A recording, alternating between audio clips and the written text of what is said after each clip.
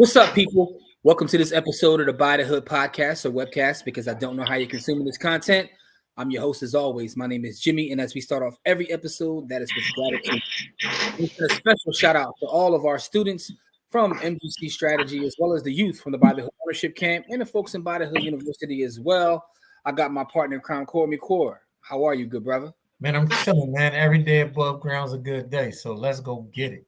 Absolutely right. So this is a special episode because we got our brother on with us, man. Like, we don't talk to a lot of folks no more because folks be out here frauding. But this is our guy right here, man. I wanted to make sure I give him an opportunity to come on and we can have a great conversation, man. This is our brother Don Johnson. As you see, we call him VDon, and we're gonna talk about why we call him VDon shortly. But this is a brother. Let me give you a little bit of a context of why I think Don is a great conversation to have.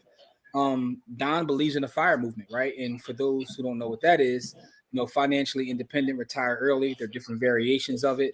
So Don invited me to a group online full of Black people who will practice the FIRE movement. And to me, it's one of the, shout out to everybody in the group, Afro's on Fire. It's one of the groups on the internet because you find people who practice FIRE who aren't into all the gimmicks, the run the play culture and all that. They're talking about saving money. They're talking about being smart with your money and building wealth, right? So I thought it was interesting. I was like, Don, I got to get you on to talk about this because this is what Don always talks about. So, without further ado, man, Don, man, how are you, good brother? I'm good, man. I can't complain. Still breathing, so I'm happy and living. I heard that. Listen, man, so me and you were talking before we came on, and I want to share a little bit about the audience. I know that you were a military guy, right? Are you still in the military or were you military? I'm still in. I still got 18 months to go, counting down every single day until it's hit my 20 and walk away. Are you walking away at 20? You sure you're gonna re-up again, man? No. 20 was good enough. I'm dropping. I'll be dropping my retirement papers here in probably about 3 or 4 weeks, just to give them a heads up. Like, I'm done. Man. Well, first off, before we even get into that, man, congratulations on that. That's a major accomplishment, man. Yeah, retirement. Thank you. Yeah, man. So one of the things I want to talk to you about is because we've talked to people in the military in the past.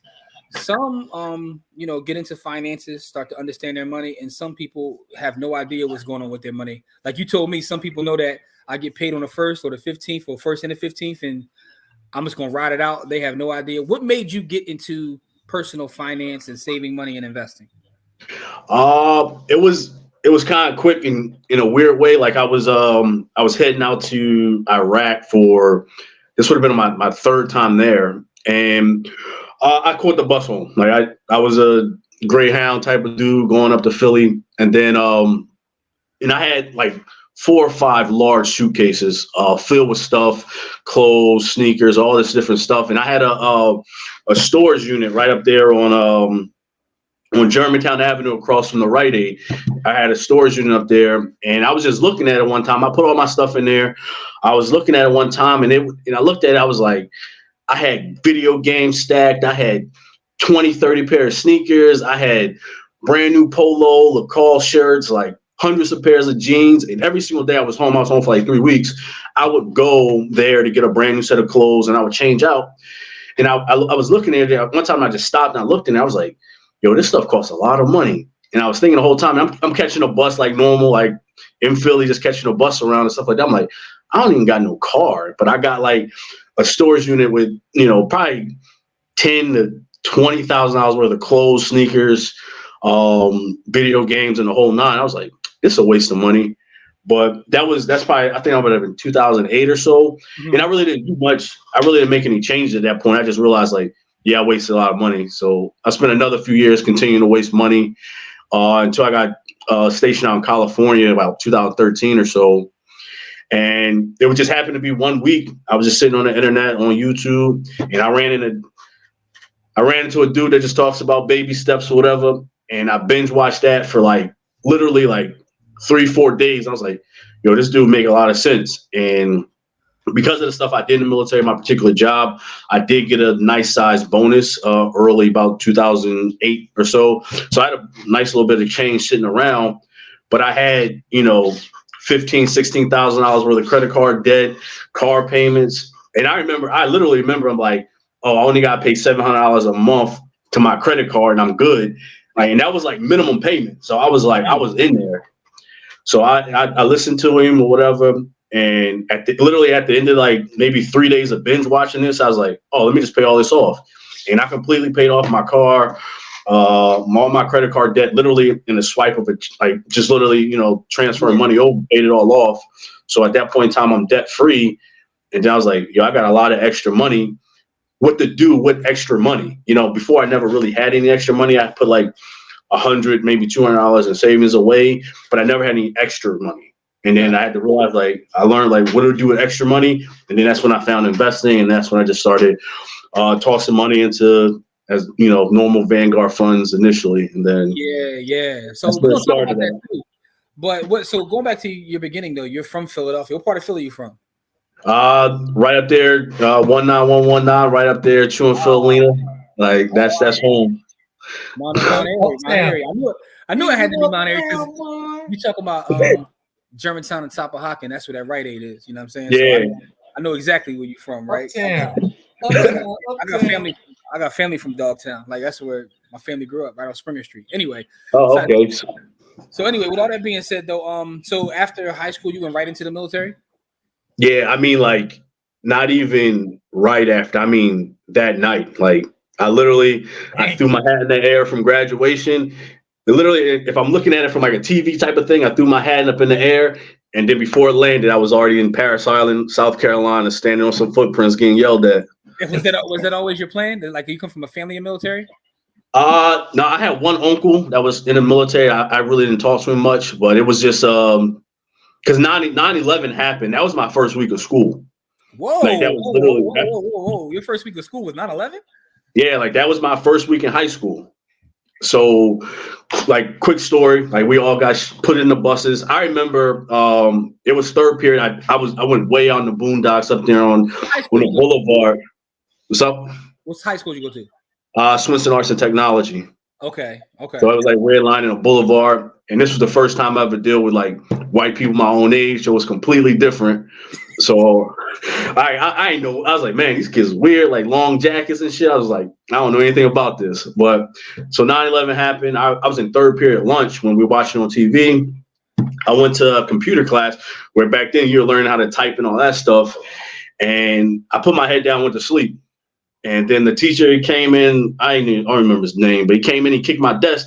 He's like, "Mr. Johnson, wake up!" Yada. And we still had name tapes on our little desk because we just met each other.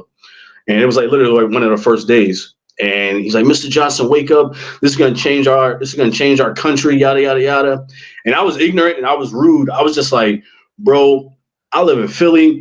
That's in New York. That ain't got nothing to do with me." And then, like, I was dead serious, like, man, that ain't got nothing to do with me. I don't know nobody in no buildings. I ain't never even seen a building that high. They ain't got nothing to do with me. I put my head back and went back to sleep.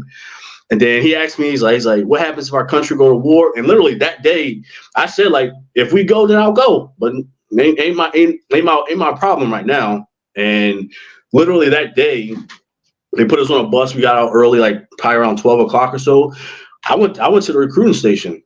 I talked to all the recruiters. I talked to the Army, the Air Force, Coast Guard. I talked to everybody, and everybody sat down. And at this time, I might be like 14 years old, and I was a small 14-year-old. So no one thought I was 18 or whatever. Like, you could tell I was a kid. Yeah. And they all talked to me. They all gave me the spill about joining the military and all this and that, except for the Marines. That was the last one I went to. I just walked in there.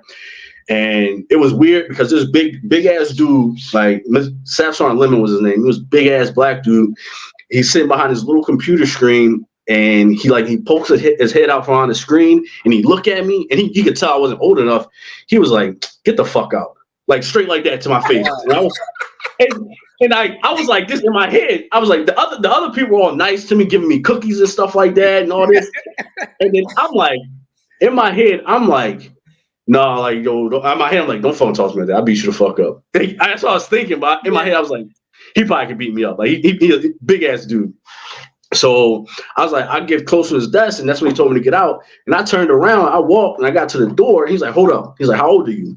And I was like 15 or 14 or whatever I said. And then he was like, all right. He's like, when you get your report card saying that you're going to the 11th grade, are you going to the 12th grade? Come back. And I was like, all right, whatever.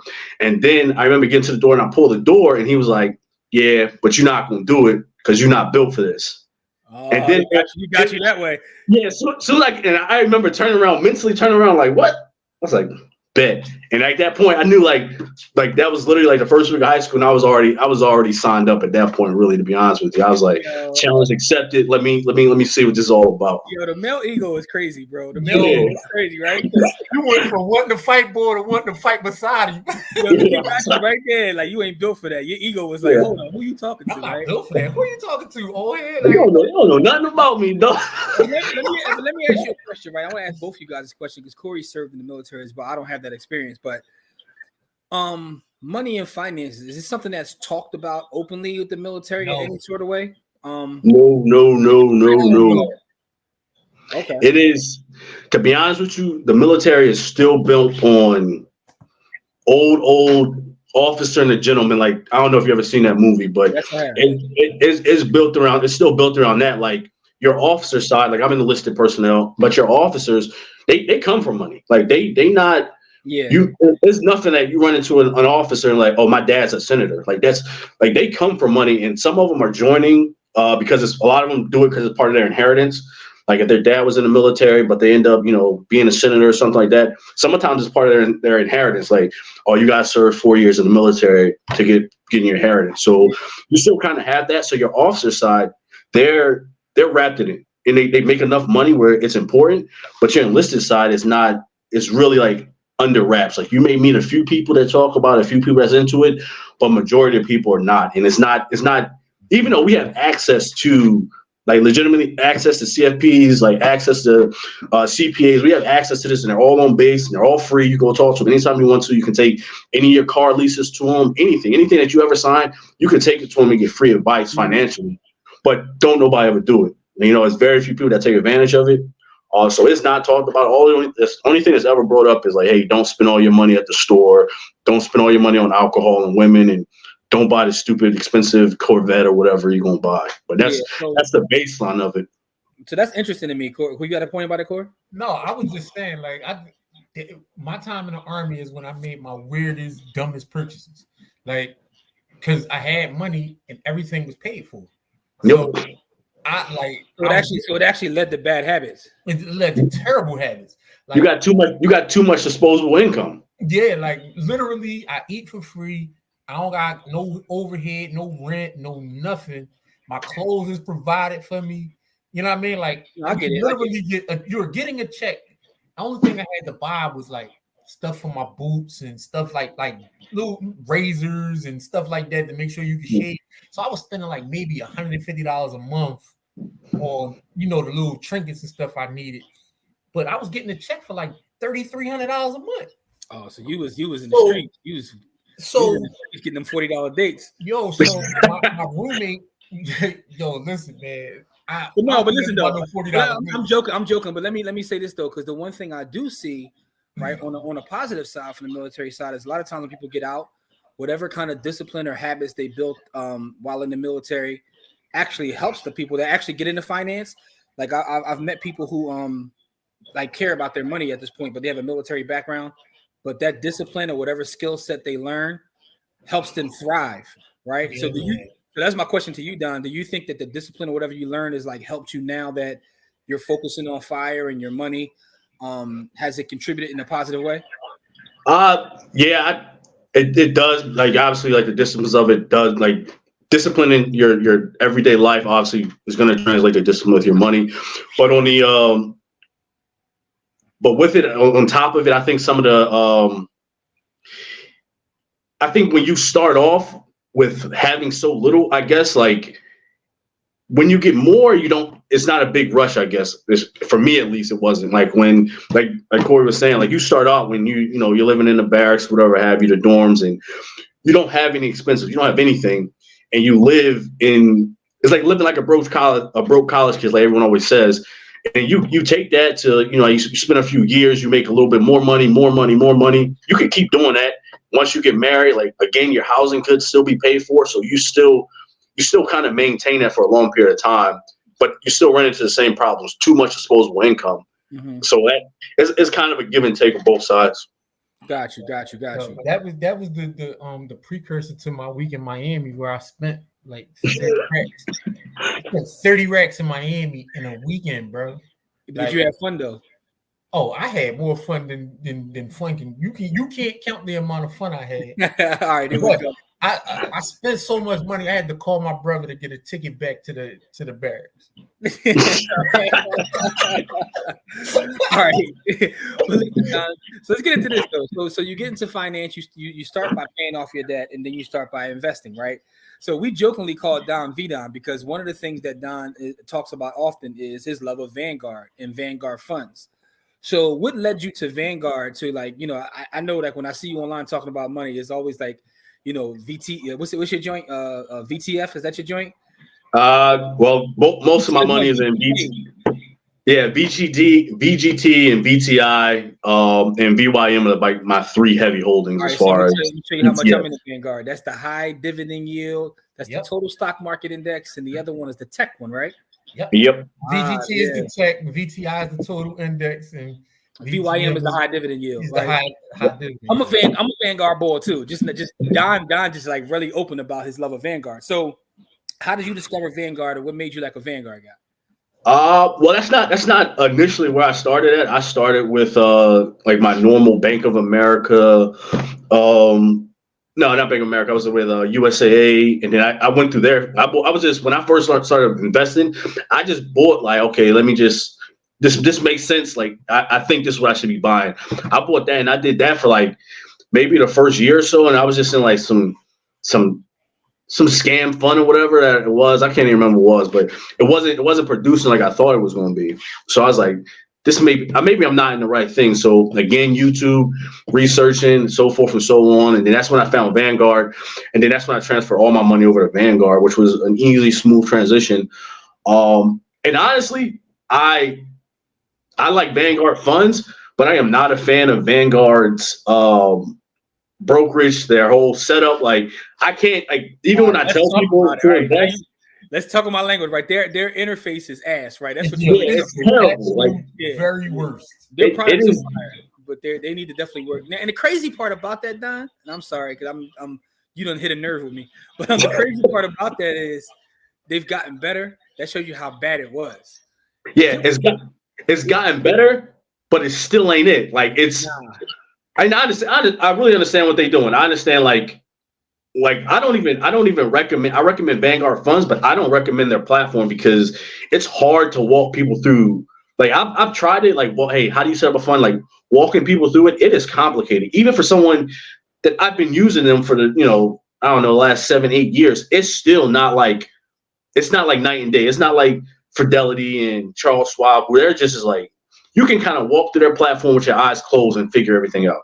Vanguard not like that. You might do some crazy stuff with Vanguard. Right? It's not. But I do want to put this on the record. There's a reason for that, right? So Vanguard, they got their target market, who they want, and the people that they want aren't looking for the gimmicks, I guess. They got a target market. They want old white money. Like, but it's also something else, right? So a lot of people don't understand how Vanguard is structured. Vanguard is owned by the people that own the funds. Right? Yeah.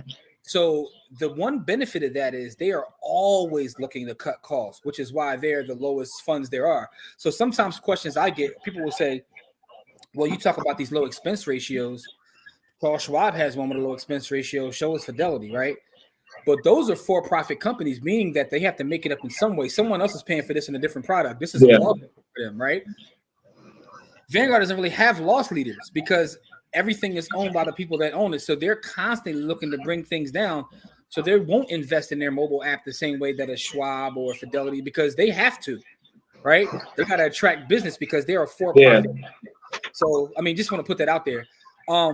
But I love their products too, right? And let me ask you this question. As someone who's made the transition from buying like, we call them shit coins in crypto. I'm going to start calling them shit funds. You went from buying all the shit funds to buying the Vanguard funds, right? If you had to take your money and put it in one Vanguard fund, you couldn't have three. You had to just take it in one. What would it be? VTI. Total stock market index. Absolutely. And that's where, I mean, you could, I would say they're interchangeable between that and, the S&P 500 VOO or VOO. Yeah. So I would say they're basically the same. Like there's not too much deviation and change in it. So, and that's like, I mean, you say the same thing. That's That's 95%. Like that's 95% of people should be in that and mind your business. Like put your money in that and then go out and make more money. Like don't worry about anything. Like very, very few people should even touch or deal with individual stocks. It's just easier. What I find is it's easier to explain individual stocks to someone that's new than it is to explain funds and how funds make money. It's when you first start, I think it's easier to understand like individual stocks. Like, oh, so I'm buying a share of this company. Oh, snaps. Okay, solid. Like it makes sense in that aspect. But I don't think people kind of, when people do come to me for questions and stuff like that, that's what I tell them. I tell them the truth. Like I don't have any. I'm not out here selling anything. I tell you the truth. 95% of all my money is in basically 3 ETFs. That's 95% of my money. I have some individual companies, but 95% of it is all in Vanguard funds across the board. Yeah, that's powerful, man. You know, Corey, I was going to tell you this too. So the other day, I'm talking to a young boy that got locked up, ran away. I'm trying to just, talk to him about staying out of trouble and blah blah blah. And he hit me with a something that it actually made me think about people with investing. So I'm asking him, like, why would you go out there and, do this? I'm not going to put his business out there. Would you do this, that, and the third? He looked at me. He was like, oh, gee, I didn't think I was going to get caught.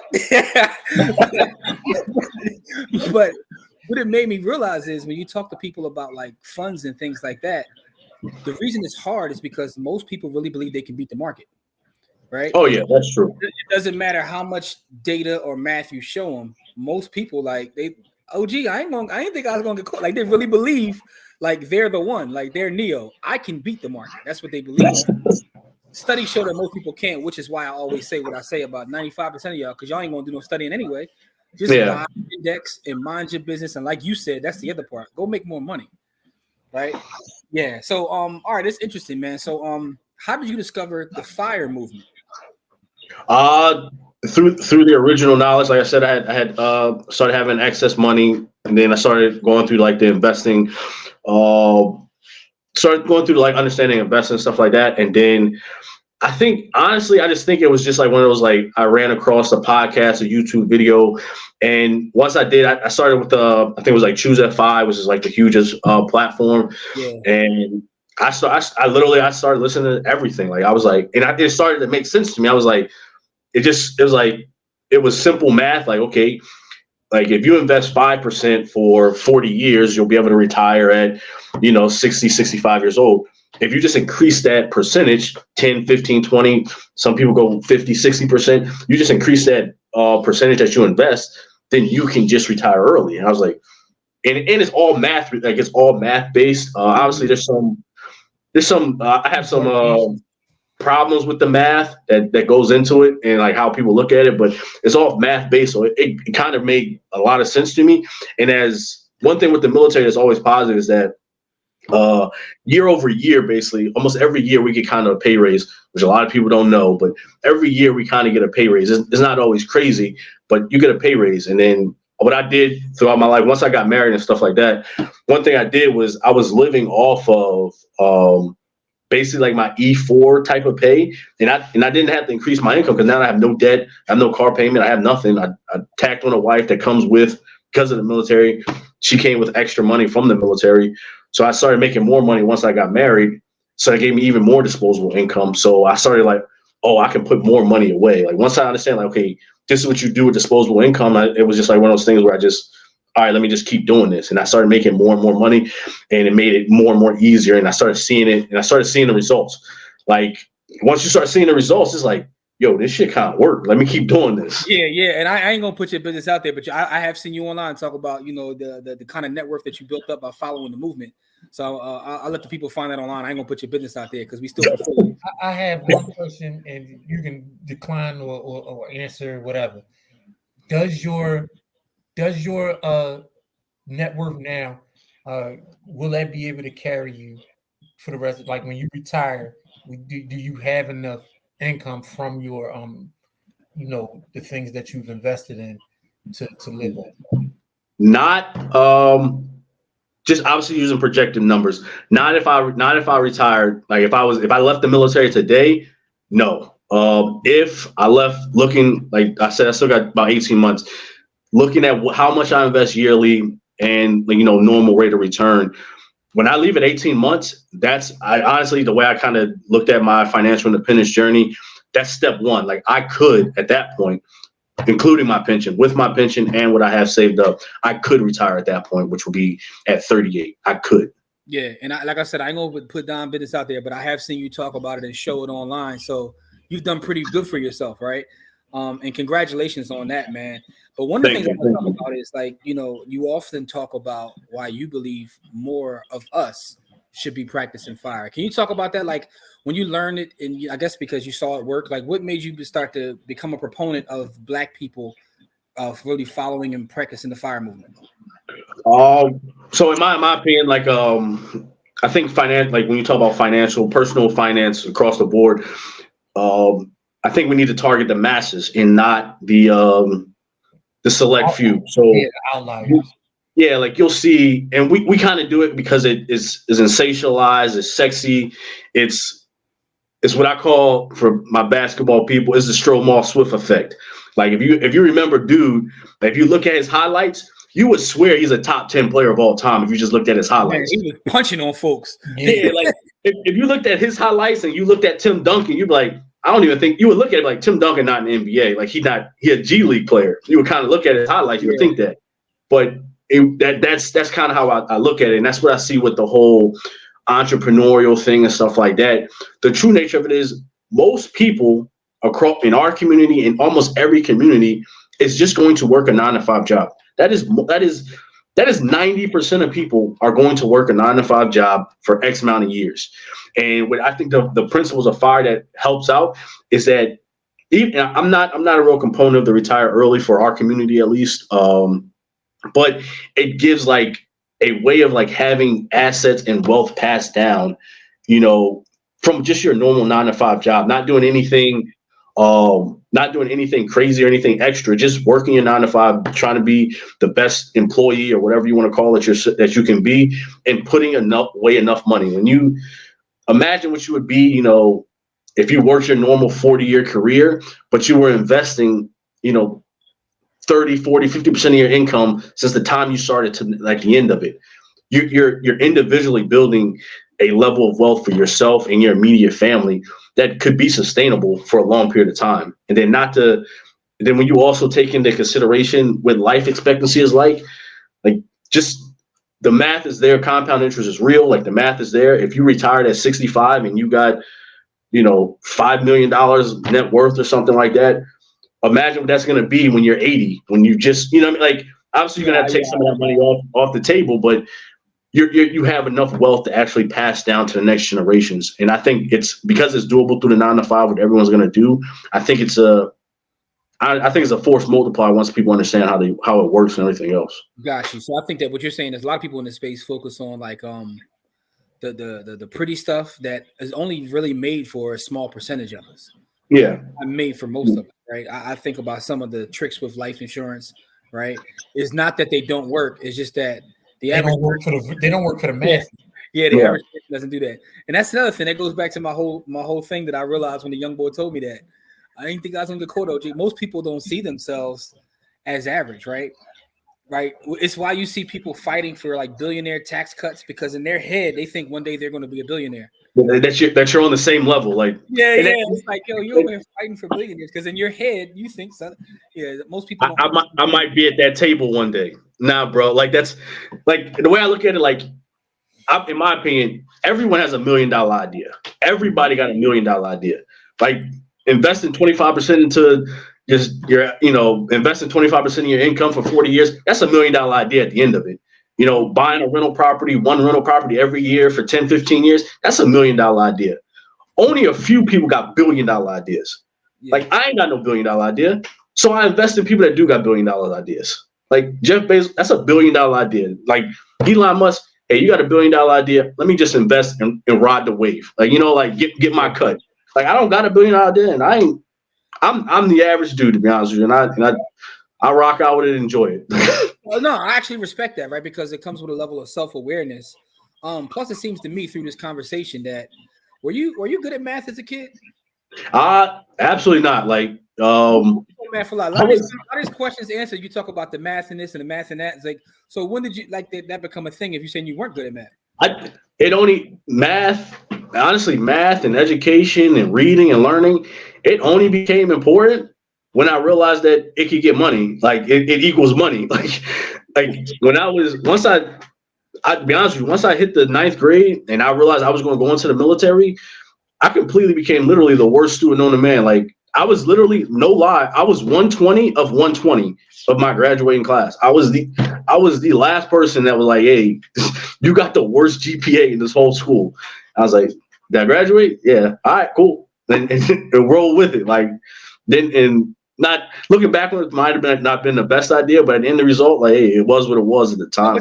That's really interesting to me because, like, talking to Don these days, Don talks about math, he talks about books, right? You're a whole different person. Yeah, but see, that's what 20 years. See, this is what I like to tell children because I work with high school children. It's not about the things you do. The thing is, you set yourself up for success immediately because you already knew what you were going to do. So you already knew that I'm going into the military and this is what I'm going to do. And so your life plan, your success plan was already in place, regardless of whether or not you succeeded in school or whatever.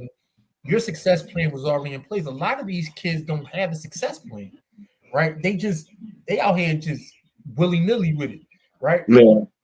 And so even though you weren't a quote unquote good student, what you had was something that 95% of people that's grown don't have, which is I have a success plan. I'm going into the military. This is what I'm going to do.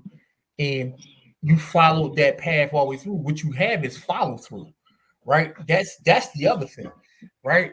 Follow through is big. You know what I mean? Like follow through is big.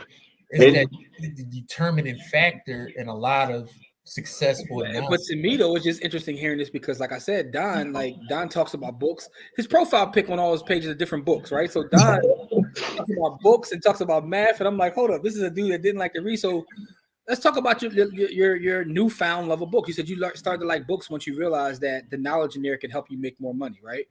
Yeah. What was it then? Well, that turned you on to reading? Well, one, it was so as far as like I low key, I think it's probably one of my superpowers is planning, and I got that initially. Thank God for Mr. Uncle Nate. He lived down the street from me. He's one of my grandmother's friends or whatever. He taught me how to play chess, and when I learned to play chess, I mean like I'm talking about really learn to play. Like I was reading books. I thought I was gonna be the Black Bobby Fischer at 7 years old. I was playing underneath the clock. I was good. Like so I understood like planning ahead of time. So going into thinking about going to the military, I planned ahead of time. Like I knew from 9th grade that was gonna be the course of action. So that was one of the things that I guess got worked into it. And then in the military, and I also had the ability to be hyper-focused. I hyper-focused young on playing chess. Then after that, it was basketball. I got hyper-focused. As soon as I joined the military, I got hyper-focused on just trying to be the best I could be at that aspect. And then with that comes reading. Like you actually have to read. Very few people do it. If you're trying to get promoted, very few people do it, but you're supposed to read a certain amount of books, like at each, what we call pay grades, E1, E2, E3, whatever. There's like 20, 25 books that you're supposed to read at every grade. And I started there, and it was kind of interesting, because I was reading, but it's all military based. There's nothing outside of the military. It's like, history of this battle, whatever, Vietnam, World War I, II. You're reading all that type of stuff. And I started reading that. But then once I started learning personal finance, it was easy to make a transition to reading that. And then once I started reading that, it was a little bit more interesting. But after a certain point in time, if you read the books, they're kind of repetitive over time. Yeah. And then I started throwing a lot more history and a lot more stuff in there. But I think reading is probably it's the real hack. Like honestly, because you can't. I think the difference between reading a book and maybe a blog post or something of that nature is it's vetted. It's kind of like vetted information. Like when you look at a published book, there's some of the information. Obviously, you can get some shady stuff in there, whatever have you. But most of the information is vetted. Someone really spent years writing this particular book sometimes. So that's where I find it's the best resource. And sometimes people don't like it. Honestly, people don't take it all the time. But when people come to me like, hey, how do I get started investing? And some people ask me, like, what course should I take? I tell them, don't take no course. And the only reason I say that is because when you start trying to learn something from right off scratch, if you're going to take a course immediately, you don't know, especially nowadays, you don't know how to vet good information from bad information. Yeah. So you could get in there and like someone's like, no, you should never invest any of your money in the stock market. You should be buying oil futures and that's it. Like, you know what I'm saying? Like, but when you go out and actually do your own research prior to looking for someone else to teach you, you can come to the table with some type of background information on it. Yeah. So let me ask you this. I got a couple questions for you. First off, I got to set up a chess game between you and Corey. We're going to live stream that, man. Because it's been a few decades, but I can bring it. I thought I knew how to play chess until I played Corey. Then I don't think I played since because Corey a low-key Bobby Fischer himself, man. He ain't gonna tell you that. I played tournament chess until I was 19 years old. Yeah, see, so once he smoked me, I stopped playing. But anyway, but let me ask you this question though. I have a couple based on that. The first is, give me a couple of your favorite books. It could be history, it could be finance, whatever it may be. What are a couple of your favorite books that you enjoy reading? I would say Black Titan's probably hands down my favorite. Like that. That's the story of A.G. Gaston. That's more or less like when I read that, I was like, yo, if he can do it, like, yo, I can get a little bit of something. If he can do it at that time, I can get something. Up from Slavery, autobiography of Booker T. Washington is another one. We talk about it a lot. Cass is a huge one. The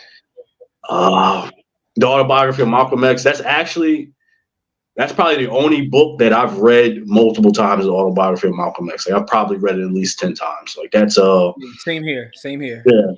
And I read his I guess the newest one that came out a few years ago. That wasn't too bad, but it wasn't the same as the one from Alex Haley. But nah.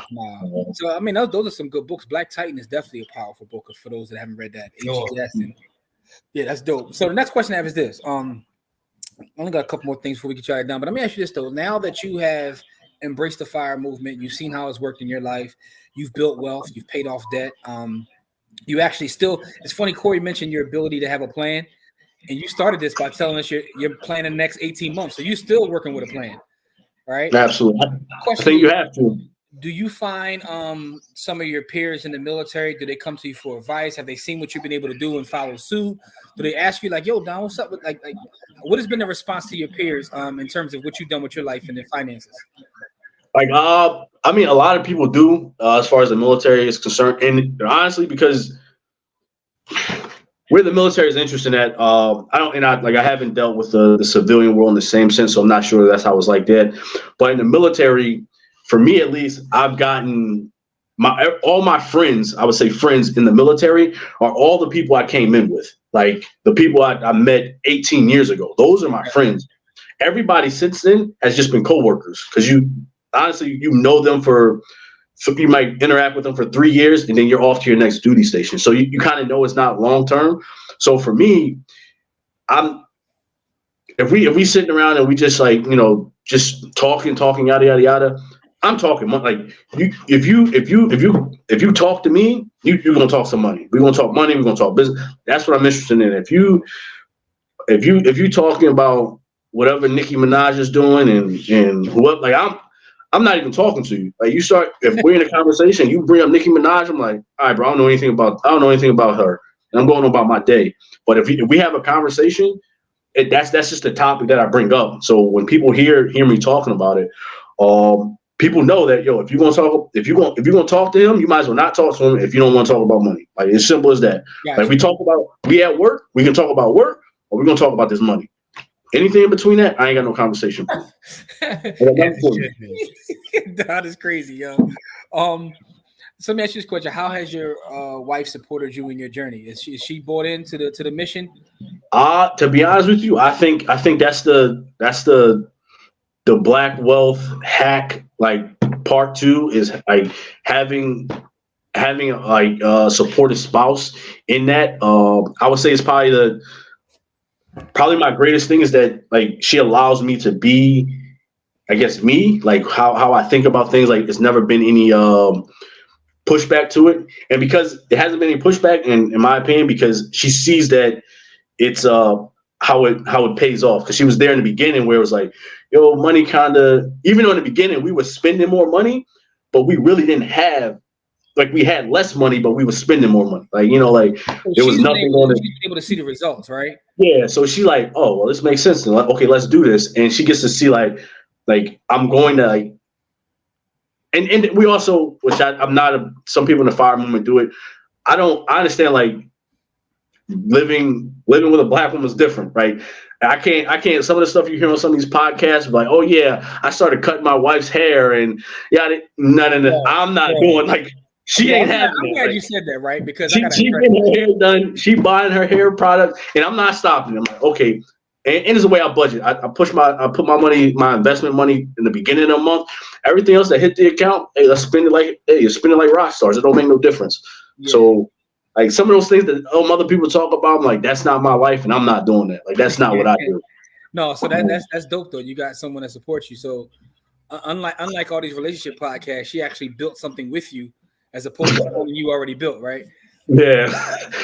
So, but it's something you said, right? Because one of the things about studying the FIRE movement, and I've read a lot of FIRE books. I read one book. It's called The Frugal Woods. I don't know if you ever read that book.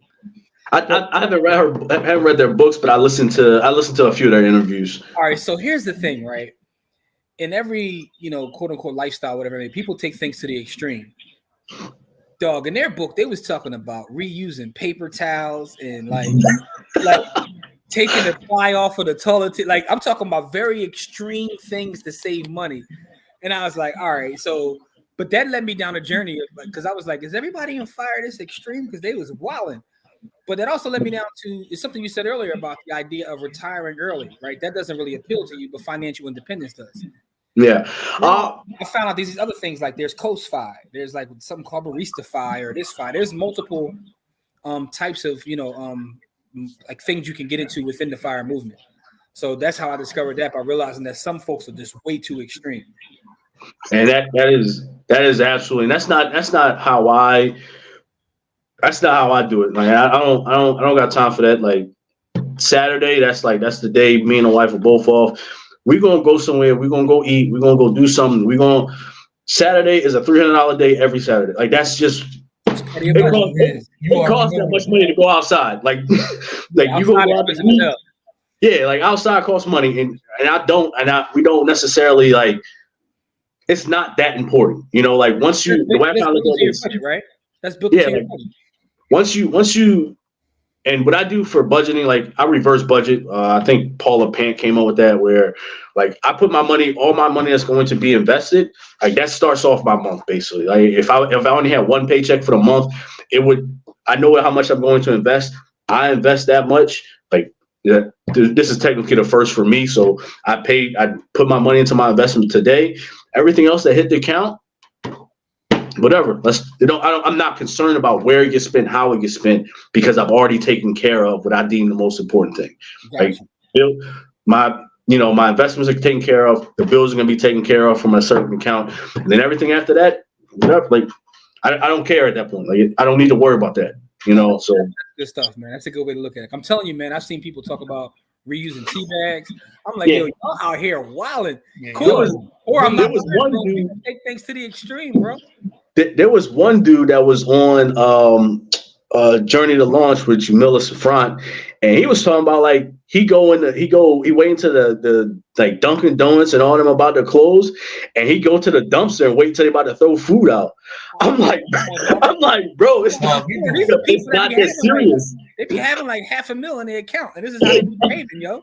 I'm like, yo, why? Like, just like it's not that serious. Like, it's not that big a deal to me, to be honest with you. No, but I'm also not the early retirement thing. Some of that is I'm not saying that it's not for our community, the early retirement thing, but I take things in the context of where am I at now? Like what opportunities I have, and should I give up these opportunities just to sit around and do nothing? Like I got I don't know. I don't. It doesn't really make sense. Now, if you one person that you work in a job that you utterly hate and you can't stand your boss and you dream of killing everybody in the office, all right, now you move on and do something else. Like, but I also think the broad stream financial independence movement itself is really a bunch of people that all they did was transition to something else. There's not the people that you hear about are people that basically did career changes versus actually retired. You know, you turn and now you're a podcaster, you're a content creator, you're selling a course. Like that's really what you did. Like you really didn't retire in a broad sense of you just got a different hustle. No, so man. You know, but it's also funny to me because and I guess because so many people hate their jobs that when they find someone that has something that they do they like, it doesn't make sense to them because they hate their job so much. It's like, no, people out here, some people actually like what they do. Yeah, I work with a few people that they love what they do, and I don't knock it, and I don't if people want to work, fine. But I'm also, when I say that, that's still a thought of like when I show up, like even now, even being in the military, like I'm way more relaxed about everything because in a weird way, like sometimes I look at my account and I look down and the market was green that day, and I'm like, I made more than I would have made working for this. You know what I mean? So I'm more relaxed because I don't feel the pressure of like I need this. You know, I feel like I'm here because I want to. Like I don't need this, so it's more relaxed. I get that. Right? Me and Corey, we talked about that before. Like when you start to make when your money starts making a certain amount of money, you start to hate your job less because it's like you said, it's not that important. Yeah. Like we're about to, like for us, like the government shutdown and all that stuff is coming, and it might affect service members. And I got people that are trying to take out loans right now, and people like someone asked me the other day, like, hey, what are you gonna do if the government shut down? I'm like, ain't got nothing to do with me. Like, what I got? Like, hopefully turn it back on. Yeah, I'm going to go on Twitter. Yeah, like you're like, are you? Someone asked me, like, are you gonna be good with your bills? I was like, my bills are paid in advance. Like I'm not stressed about that. Like, and it makes working so much easier because it's just like this is not important. Like I don't stress. I don't have to stress. I don't stress about it. Like money is not as huge of a stressor. You reached an amazing point in life, man. I was having this debate with a colleague of mine that's also a real estate investor. And I was telling him how, like, over the last decade or so, I've been selling off my properties and going more into paper assets. And they were telling me that I'm crazy. And what I was telling them is that one of the things that people don't talk about a lot as it pertains to investing and finances is stress, right? Even if I have reserves and I have a building, when I have a tenant that's paying rent and all that, there's a certain level of stress with knowing that you're responsible for providing shelter for that person and their family, make sure everything's fine. My VNQ don't do that, right? And for those who don't know what VNQ is, that's my other Vanguard ETF, right? That's the real estate fund. It don't do that, right? So I'm glad you're talking about stress because I think that's something else that we have to talk about, right? When people are chasing these specific investments or even jobs, is what stress comes with that? How do you measure stress versus the return for that stress? With the high levels of like corporations, they're getting paid because they got to deal with more stress. Yeah. You know so that's the one thing I do think for our community, like everyone should be on the board with at whatever level they can reach it at. Because one thing about this community, people, when you get into the larger Pell people spaces about this community, this is anybody can do this. This is not like this has nothing to do with privilege. Like, bro, that's because you don't understand. Like, you don't understand. Not everybody can do this. This is I catch myself doing it at the same time. Like, this is a very privileged space to even think about. Like, you know, like how much money it takes you're actually putting to the side. One, when you think about how much money you're investing, that means you have to make twice that whatever you're probably investing for the most part. You know, so it's like this is a privileged space. Like, everyone is there. It's not all about I just work harder than everybody. Nah, bro. No, like some people and people are completely deny. That's a huge thing. People deny their privilege because they think it takes away from their accomplishments. Like, no, I think it just puts you in a real space. Like, am I privileged? I grew up in a single parent household. Like, where I'm from, that's privileged because I knew people that didn't even have that. I knew people that went like they showed up to school and they got to sell. They literally got to be out here moving weight because ain't nobody at their house. They're the adult. Like their older brother that's 13 takes care of them. Like that's where I grew up. So my single parent was a privilege. Like I said before, like with the military, the 1st to the 15th always been there. Like that's a privilege that I'm almost 40 years old and I don't understand. I never dealt with a layoff. I never dealt with not knowing where my next paycheck's coming from. And I'm almost 40 years old. So that's a privilege that I have that other people don't have. You know, like I look at, you know, benefits from the military itself, like how I bought my first house. I didn't bring nothing to the table. Down payment, VA loan, check. Like that's a privilege. Like that's a privilege because some people say, well, anybody can join the military.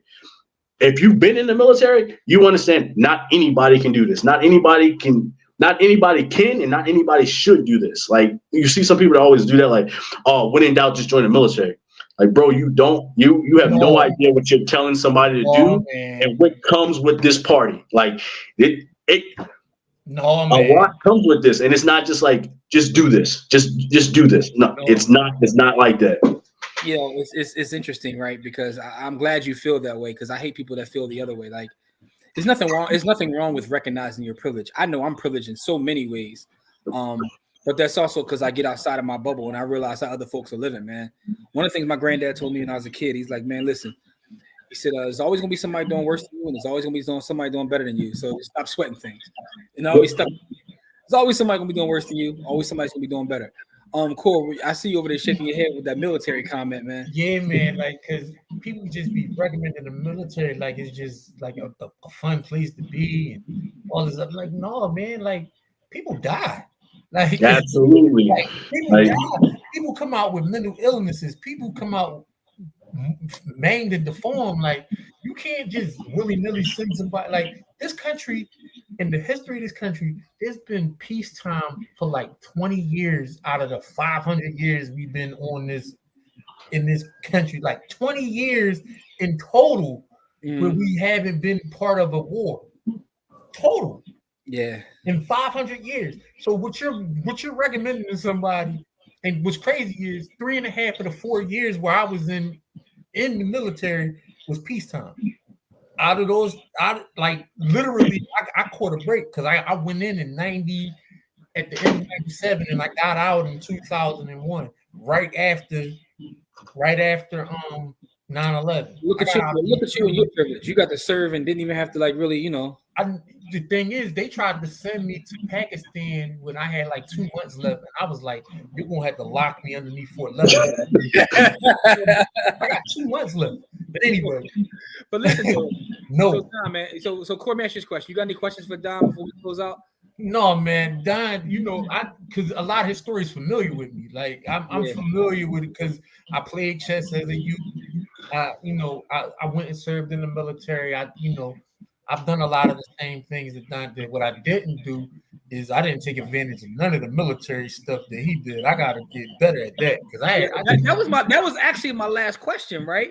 Because you seemingly understand how to navigate that military space, and I was going to ask you, how many people you think don't take full advantage of the benefits that you get as a military person, right? Because you get all kinds of benefits. But I've talked to people in the military, and they don't know half of what you know about certain programs and certain things that are available to you. I would, if I had to put a number to it, the one thing about the benefits, like the vast number of benefits, like every state has their own, veterans like affairs office and stuff like that. So each state has their own type of things that's going on. Okay. So for you to actually maximize all the benefits, you have to. It's an education within itself to maximize all the benefits. Like that's people's full-time jobs in the VA area. That's people's full-time jobs just to inform veterans about veteran benefits. The only thing I hear about is tuition. That's anybody from the military. Only thing they talk about is tuition. That's it. And that's the one that's broadcast. Loan for a property. Those two things. And those are the two things that are broadcast in the very beginning. But And that's the one reason why most people know about it. Because if you think about the normal age, most people only serve 4 years. That's 95% of people only going to serve 4 years. Okay. So within your first 4 years, the only two benefits that you ever listened to was GI Bill, VA loan. Everything else after that, you kind of didn't really pay attention to. You probably weren't at a pay grade where you really cared about the taxes too much, and that was. Or you mentioned like the tax breaks is the biggest one. Like that's the one no one ever talks about, but that's the biggest one when you're on the active duty side. That, and then everyone talks about obviously VA disability. That becomes a big thing after a few years, especially after you get out, or if you're like myself, where you hit towards that retirement point, the VA disability becomes another huge thing that people try to go after. But there's no way to maximize, to use all the benefits. And some things just don't apply. Like there's some things that just don't apply to you. So those two things are going to be used for most veterans, but everything else probably not going to be used. Gotcha. Because it doesn't apply to a lot of people. Okay. All right. Cool. Man, Don, so what's the future, man? What's the future look like? I know 18 months you're getting out of there, man. You got any other plans out like after the military? What do you got any plans now? Right now, the plan of attack, like I said earlier, I'm not completely wrapped in the early retirement thing. I don't really. For me personally, it doesn't fit. I'd rather make money. I'd rather make some money, spend up all my money doing whatever, and then go back and make money than have to retire early and then live off some strict budget. Gotcha. Like, oh no, we can't eat here. No, I'm not. I don't live that life. Like if I choose to go to a restaurant, I'm eating all of them. Say again. I say Corey, Don will be one of the people that disappear. We don't hear from. Next thing you know, they find out that Don is a Blackwater operative. Making like $600K a year. I am anti that space. Like it sounds, and to be honest with you, those jobs are legit. Like those Blackwater, those contracting jobs, they are $150,000, $200,000 jobs across the board. That's for somebody else. I don't watch the movies. It's kind of like I think the movie like The Covenant just came out or something like that. And somebody they get busy on there on Amazon. Yeah, I ain't watching it. I told Corey to watch it. And some people say like, "Oh yeah, that's a great movie," and somebody like, but me, I don't watch. That's like, I've been there, done that, check that box. I don't need to watch the movies on it. Like I'm good on it. So I'm not stepping foot in nobody third world country no more. Like I'm not, no. I'm not doing that. Like I'm cool on that. But I got a few gigs lined up.